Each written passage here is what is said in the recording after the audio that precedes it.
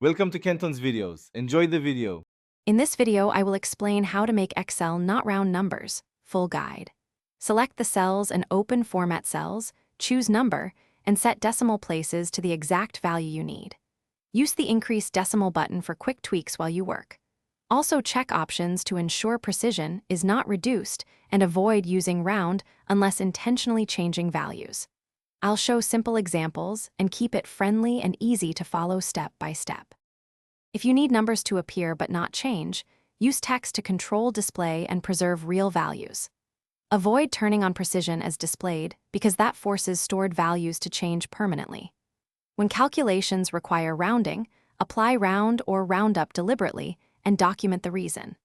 I'll demonstrate examples with prices, percentages, and measurements so you can see the difference between display formatting and actual value handling in your sheets.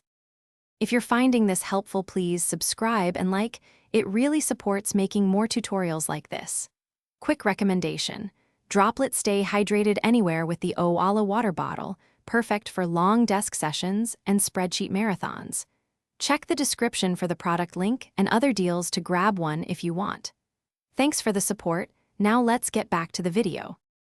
Imports and copy-paste often trigger unwanted rounding or scientific notation, so set columns to text during import to preserve digits.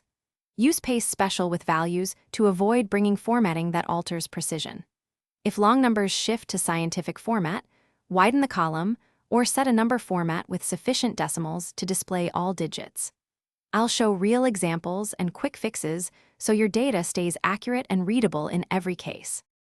Thanks for watching. Consider subscribing if we helped you.